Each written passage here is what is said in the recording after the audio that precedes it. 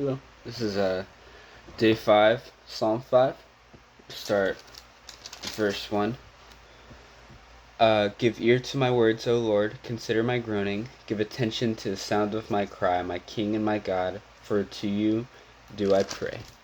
O Lord, in the morning you hear my voice. In the morning I prepare sacrifice for you and watch. For you are not a God who delights in wickedness. Evil may not dwell with you. The boastful shall not stand before your eyes. You hate all evildoers. Destroy those who speak lies. The Lord abhors the bloodthirsty and deceitful man. But I, through the abundance of your steadfast love, will enter your house. I will bow down towards your holy temple in the fear of you. Lead me, O Lord, in your righteousness because of my enemies. Make your way straight before me.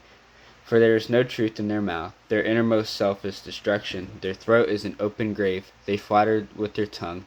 May they bear their guilt, O God. Let them fall by their own counsels, because of the abundance of their transgressions cast them out, for they have rebelled against you. But let all who take refuge in you rejoice. Let them ever sing for joy, and spread your protection over them. Let those who love your name may exult in you. For you bless the righteous, O Lord. You cover them with the favor as a shield. So, this goes back to yesterday, using the same imagery of the word shielding us. I think it's a powerful metaphor, and I think it's like almost like the correct metaphor to use, just because that's exactly how it feels to have God in our lives, and to like have that favor in our lives, is that he shields us a lot of times. And I think in the beginning it mentions, "O Lord, in the morning you hear my voice," and so this indicates that David in the morning kind of has like a ritual of prayer, and every morning he starts his day off with God. He doesn't start his day off like scrolling Instagram or whatever.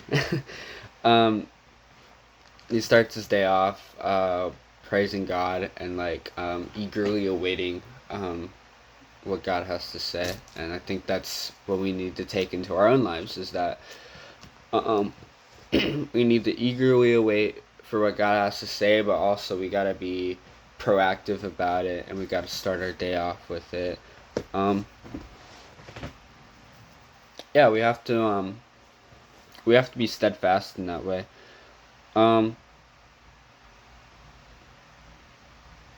And I think what David says about evildoers, their throat is an open grave, they flatter with their tongues. I think we got to be careful not to be that for ourselves. I think we all can fall into the trap of using our tongue for evil and speaking lies over people, speaking false identity. And so we got to be careful not to be the person that David is speaking of right now, but instead we want to be righteous. For in verse 12 it says, "For you bless the righteous," and so we have to be righteous ourselves, and that's pretty hard. We're never gonna be perfect in that regard, but we need to at least strive to be that. David of all people, shining example of someone who strives to righteousness but isn't totally righteous himself.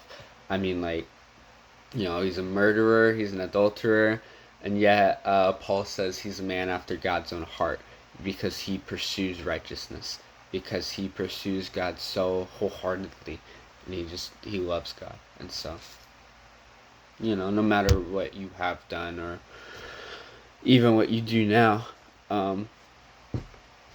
you need to pursue righteousness, above all else, even if you aren't a righteous person yourself, for we all fall short anyway.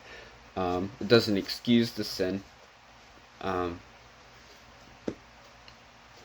but it's not really the point. We just need to pursue after God in that way. So thank you for listening.